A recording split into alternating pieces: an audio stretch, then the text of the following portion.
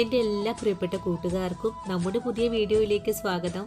ഇന്നത്തെ നമ്മുടെ video variety ആയിട്ടുള്ളൊരു മധുരക്കറിയാണ്. വളരെ എളുപ്പത്തിൽ തന്നെ തയ്യാറാക്കി എടുക്കാൻ പറ്റുന്നതും നമ്മുടെ കുഞ്ഞുങ്ങളുടെ ഇഷ്ട വിഭവമായ നല്ലൊരു മധുരക്കറി കൂടിയാണ്. നമ്മൾ തയ്യാറാക്കിയ ഈ ഒരു മധുരക്കറിയുടെ അളവ് വെച്ചിട്ട് 20 പേർക്ക് സദ്യയിൽ വിളമ്പാൻ പറ്റുന്ന അളവുണ്ട്. ഇതുവരെയും നിങ്ങൾ ഇതുപോലൊന്ന് തയ്യാറാക്കി നോക്കിയിട്ടില്ലെങ്കിൽ തീർച്ചയായിട്ടും നമ്മുടെ ഈ ഒരു വീഡിയോ കണ്ടതിന് ശേഷം തയ്യാറാക്കി നോക്കാൻ മറക്കല്ലേ. അതുപോലെ വീഡിയോ കണ്ടുകൊണ്ടിരിക്കുമ്പോൾ നിങ്ങൾക്ക് ഇഷ്ടപ്പെടുവാണെങ്കിൽ തീർച്ചയായിട്ടും നിങ്ങളുടെ വിലയേറിയ ലൈക്ക് തരാനും മറക്കരുത്. അതുപോലെ തന്നെ നമ്മുടെ ചാനൽ ഫോളോ ചെയ്യാതെയാണ് നിങ്ങൾ കാണുന്നതെങ്കിൽ നമ്മുടെ ചാനൽ ഒന്ന് ഫോളോ ചെയ്യാനും മറക്കരുത്. അപ്പോൾ എങ്ങനെയാണ് വളരെ രുചികരമായിട്ടുള്ള നല്ല വെറൈറ്റി സദ്യ സ്പെഷ്യൽ മധുരക്കറി തയ്യാറാക്കി എടുക്കുന്നതെന്ന് നമുക്ക് വീഡിയോയിൽ കണ്ടു നോക്കാം. മധുരക്കറി തയ്യാറാക്കി എടുക്കാനും വേണ്ടിയിട്ട് ഞാനിവിടെ ഒരു പൈനാപ്പിളിൻ്റെ പകുതി കഷ്ണമാണ് എടുത്തിട്ടുള്ളത്. ഇത് 250 ഗ്രാം അളവുണ്ട്. ഇനി നമുക്ക് ഈ പൈനാപ്പിളിൻ്റെ തോലൊന്ന് കട്ട് ചെയ്ത് മാറ്റിയതിന് ശേഷം ചെറിയ പീസുകളായിട്ടൊന്ന് കട്ട് ചെയ്തെടുക്കണം. പൈനാപ്പിളിൻ്റെ തോലൊന്ന് കട്ട് ചെയ്ത് മാറ്റി കഴിഞ്ഞാൽ ഇതിൻ്റെ ഉൾഭാഗത്ത് നിന്നും ഈ ഒരു തടിച്ച ഭാഗവും കൂടെ നമുക്ക് കട്ട് ചെയ്ത് നീക്കേണ്ടതാണ്. എല്ലാ പൈനാപ്പിളിൻ്റെയും തടിച്ച ഭാഗവും ഒന്ന് കട്ട് ചെയ്ത് മാറ്റിയതിന് ശേഷം നമുക്കിതുപോലെ ഒന്ന് കട്ട് ചെയ്ത് കൂടി എടുക്കാം. ഇനി കട്ട് ചെയ്ത പൈനാപ്പിൾ മറ്റൊരു പാത്രത്തിലേക്കൊന്ന് മാറ്റാം. അതിനുശേഷം നമുക്കിതിനെ വേവിച്ചുകൂടി എടുക്കണം. ഇതിനായിട്ടൊരു കുക്കറിലേക്കാണ് ഞാനിവിടെ മാറ്റുന്നത്. കുക്കറിലേക്ക് മാറ്റിയ പൈനാപ്പിളിലേക്ക് 1/4 ടീസ്പൂൺ അളവിൽ മഞ്ഞൾപ്പൊടിയും 1 സ്പൂൺ അളവിൽ കാശ്മീരി മുളക് പൊടിയും ചേർക്കാം. കൂടെ തന്നെ ഇതിലേക്ക് ആവശ്യമായ ഉപ്പ് കൂടി ചേർക്കണം. അതിനുശേഷം വെന്ത് വരാൻ ആവശ്യമായ ഒരു 1/2 ഗ്ലാസ് വെള്ളവും കൂടി ഒഴിച്ചു കൊടുത്തിട്ട് പൈനാപ്പിളിനെ നല്ല പോലെ ഒന്ന് വേവിച്ചെടുക്കണം. ഒരു 5 വിസിൽ കൊണ്ട് വേവിച്ചെടുത്ത പൈനാപ്പിളിനെ എയറെല്ലാം ഒന്ന് പോയി വന്നപ്പോൾ ഒന്ന് തുറന്നുകൂടി നോക്കുന്നുണ്ട്. പൈനാപ്പിളിൽ അത്യാവശ്യം വെള്ളത്തോടു കൂടി തന്നെയാണ് വേവിച്ചെടുത്തിട്ടുള്ളത്. ഇനി നമുക്കൊരു തവി ഉപയോഗിച്ച് പൈനാപ്പിളിനെ ഒന്ന് ഉടച്ചുകൂടെ കൊടുക്കാം. അതിനുശേഷം നമുക്ക് ഉടൻ തന്നെ കറി തയ്യാറാക്കാൻ തുടങ്ങാം. ഇതിനായിട്ട് ചൂട് കട്ടിയുള്ള ഉരുളി അടുപ്പിലേക്ക് വെച്ചിട്ടുണ്ട്. ഉരുളി ചൂടായി വരുമ്പോഴേക്കും നമ്മൾ വേവിച്ച് വെച്ചിട്ടുള്ള പൈനാപ്പിളാണ് ഉരുളിയിലേക്ക് ചേർക്കേണ്ടത്. ഇനി വേണ്ടത് ഒന്നുകൂടി ഉടയാത്ത കഷ്ണങ്ങളെ ഒന്നുടച്ചെടുക്കാം. ഈ സമയത്ത് 100 ഗ്രാം ശർക്കര 1 ഗ്ലാസ് വെള്ളത്തിൽ നമുക്കൊന്ന് ഉരുക്കി അരിച്ചെടുക്കണം. അതിനുശേഷം കഷ്ണങ്ങൾ ഒന്നുകൂടി വെന്ത് കിട്ടുന്നതിനായിട്ട് മൂടി വെച്ച് വേണം വേവിച്ചെടുക്കാനായിട്ട്. ഒരു 5 മിനിറ്റ് കൊണ്ട് തന്നെ നമ്മുടെ കഷ്ണങ്ങൾ നല്ല പോലെ വെന്ത് വന്നിട്ടുണ്ട്. ഇനി ഇതിലേക്ക് നമ്മൾ നേരത്തെ ഉരുക്കി വെച്ചിട്ടുള്ള ശർക്കര പാനി കൂടെ ചേർക്കാം. ശർക്കര പാനി കൂടെ ചേർത്ത് വീണ്ടും നല്ലതുപോലെ ഇളക്കി യോജിപ്പിച്ചു കൊടുക്കാം. നമ്മൾ ഒഴിച്ചു കൊടുത്തിട്ടുള്ള ശർക്കര പാനി മുഴുവനും തന്നെ പൈനാപ്പിളിലേക്ക് ഒന്ന് പിടിച്ചു കിട്ടണം. അതുവരെയും നമുക്കൊന്നുകൂടെ മൂടി വെച്ച് തന്നെ വേവിച്ചെടുക്കാം. ഒരു 5 മിനിറ്റ് ഒക്കെ കഴിഞ്ഞപ്പോൾ ശർക്കര പാനിയും പൈനാപ്പിളും ഇതേ ഒരു പാകത്തിലേക്കൊന്ന് കുറുകി വന്നിട്ടുണ്ട്. ഈ ഒരു സമയമാകുമ്പോൾ നമുക്ക് ഫ്ലെയിം ഓഫ് ചെയ്ത് കൊടുക്കണം. അതിനുശേഷം നമുക്കിതിലേക്ക് ഒരു 1/4 ടീസ്പൂൺ അളവിൽ കായപ്പൊടി കൂടി ചേർത്ത് ഒന്നുകൂടി ഇളക്കി യോജിപ്പിച്ച് കൊടുക്കാം.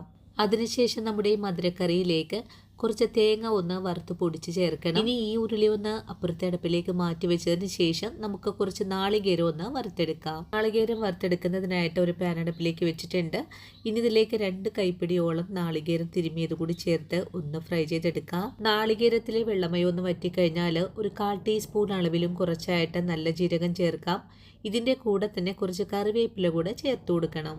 ഇതുകൂടി ചേർത്തിട്ട് ചെറിയ തീയിൽ വെച്ചിട്ടാണ് നമുക്കിതിനെ ഒന്ന് ഫ്രൈ ചെയ്തെടുക്കേണ്ടത്. തേങ്ങ നല്ല മുരിഞ്ഞു പാകമായി കിട്ടണം. അതുവരെയും ചെറിയ തീയിൽ വെച്ച് കൊടുത്ത് തന്നെ നമുക്ക് ഒന്ന് ഫ്രൈ ചെയ്തെടുക്കാം. 5 മിനിറ്റ് കൊണ്ട് തന്നെ നമ്മുടെ നാളികേരം നല്ലതുപോലെ ഫ്രൈ ആയി വന്നിട്ടുണ്ട്. ഇനി നമുക്ക് ഫ്ലെയിം ഓഫ് ചെയ്ത് കൊടുത്തതിന് ശേഷം ഇതിനെ ഒന്ന് ചൂടാറ്റിയെടുക്കണം. ഈ സമയത്ത് നമ്മൾ വേവിച്ച് വെച്ചിരിക്കുന്ന പൈനാപ്പിൾ നല്ല കട്ടിയായിട്ട് മാറി കിട്ടിയിട്ടുണ്ട്. അതിനുശേഷം ചൂടാറി വന്നിട്ടുള്ള നാളികേരത്തിന് ഒരു മിക്സിയുടെ ജാറിലേക്ക് ഇട്ട് കൊടുത്ത് നല്ല പോലെ പൊടിച്ചെടുത്തിട്ടുണ്ടായിരുന്നു. അതുകൂടെ നമ്മുടെ കറിയിലേക്ക് ഒന്ന് ചേർത്ത് കൊടുക്കാം. ഇനി തേങ്ങ അരപ്പും കൂടി ചേർത്തിട്ട് ഒന്നുകൂടി കൂട്ടി ഇളക്കി യോജിപ്പിച്ച് കൊടുക്കാം. അപ്പോൾ നമ്മുടെ മധുരക്കറി നല്ല കട്ടിയായിട്ടാണ് ഇരിക്കുന്നത്. ഇനി നമുക്കിതിലേക്ക് മിക്സിയുടെ ജാറ് കഴുകിയിട്ട് 1/2 ഗ്ലാസ് വെള്ളം കൂടെ ഒഴിച്ചു കൊടുക്കാം. വെള്ളം ഒഴിച്ചു കഴിഞ്ഞാൽ ഒന്നുകൂടി കൂട്ടി ഇളക്കി യോജിപ്പിച്ച് കൊടുക്കാം. ഇനി ഒന്ന് തിളച്ച് വരുന്ന താമസം മാത്രമേ ഉള്ളൂ നമ്മുടെ കറി ഒന്ന് റെഡിയായി കിട്ടാനായിട്ടും. വളരെ എളുപ്പത്തിൽ തന്നെ നമ്മുടെ കറി നല്ല പോലെ തന്നെ തിളച്ചൊക്കെ വന്നിട്ടുണ്ട്. ഇനി നമുക്ക് ഈ കറി ഒന്ന് അടുപ്പിൽ നിന്ന് മാറ്റി വയ്ക്കാം. അതിനുശേഷം നമുക്കിതിലേക്ക് ഒരു താളിപ്പ് കൂടെ ചേർക്കണം. താളിപ്പ് ചെയ്തെടുക്കാനും വേണ്ടിയിട്ട് ചൂടായ പാനിലേക്ക് 2 സ്പൂൺ അളവിൽ വെളിച്ചെണ്ണ ഒഴിച്ചു കൊടുക്കാം. വെളിച്ചെണ്ണ ചൂടായി വരുമ്പോൾ 1/4 ടീസ്പൂൺ അളവിൽ കടുക് ചേർത്തൊന്ന് പൊട്ടിച്ചെടുക്കണം. ഇത് നല്ലവണ്ണം പൊട്ടിക്കഴിഞ്ഞാൽ നമുക്കിതിലേക്ക് 3-4 വറ്റൽ മുളകൊന്ന് കട്ട് ചെയ്തതും കുറച്ച് കറിവേപ്പിലയും കൂടി ചേർത്തിട്ട് ഫ്ലെയിം ഓഫ് ചെയ്ത് കൊടുക്കാം. അതിനുശേഷം നമ്മുടെ കറിയുടെ പ്രധാന ഇൻഗ്രീഡിയൻ്റ് ആയിട്ടുള്ള കറുത്ത മുന്തിരിയാണ് ഞാനിവിടെ ചേർക്കുന്നത്. ഒരു 100 ഗ്രാം അളവിലാണ് കറുത്ത മുന്തിരി ചേർത്തിട്ടുള്ളത്. ഈ കറുത്ത മുന്തിരിയും കൂടി ചേർത്ത് ഒന്നുകൂടെ ചട്ടിയുടെ ചൂട് കൊണ്ട് ഇതുപോലെ ഒന്ന് വഴറ്റി വരുമ്പോഴേക്കും നമ്മുടെ താളിപ്പ് ഇവിടെ റെഡിയാണ്. ഇനി തയ്യാറാക്കി വച്ചിരിക്കുന്ന കറിയിലേക്കാണ് ഈ ഒരു കറുത്ത മുന്തിരിയെ ചേർത്ത് കൊടുക്കേണ്ടത്. 1 മിനിറ്റ് നേരം കറുത്ത മുന്തിരി ചട്ടിയുടെ ചൂട് കൊണ്ട് ഒന്ന് വഴറ്റിയെടുത്തിട്ടുണ്ട്. ഇനി നമുക്കുടൻ തന്നെ നമ്മുടെ കറിയിലേക്ക് ചേർക്കാം.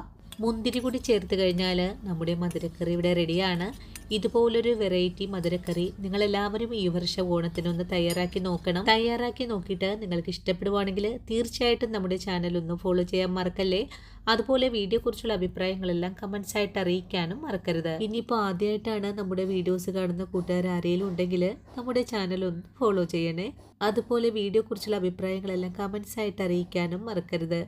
നിങ്ങൾ എനിക്ക് തരുന്ന സപ്പോർട്ടുള്ളത് കൊണ്ട് മാത്രമാണ് നമ്മുടെ ഈ ഒരു ചാനൽ മുന്നോട്ട് പോകുന്നത്. ഇനിയും നിങ്ങൾക്ക് വേണ്ടിയിട്ട് പ്രയോജനകരമായിട്ടുള്ള നല്ല നല്ല വീഡിയോസൊക്കെ ആയിട്ട് ഞാൻ നാളെ ഓടിയെത്തുന്നതാണ്. അതുവരെ ഈ വീഡിയോ കണ്ട് സപ്പോർട്ട് ചെയ്ത എൻ്റെ എല്ലാ കൂട്ടുകാരോടും ഇനി കാണാനിരിക്കുന്ന എൻ്റെ പ്രിയ കൂട്ടുകാരോടും ഒത്തിരി നന്ദി സ്നേഹമൊക്കെ അറിയിച്ചുകൊണ്ട് നാളെ രാവിലെ ഓടിയെത്താം. അതുവരെ ഒത്തിരി സ്നേഹത്തോടെ വീണ്ടും കാണാം.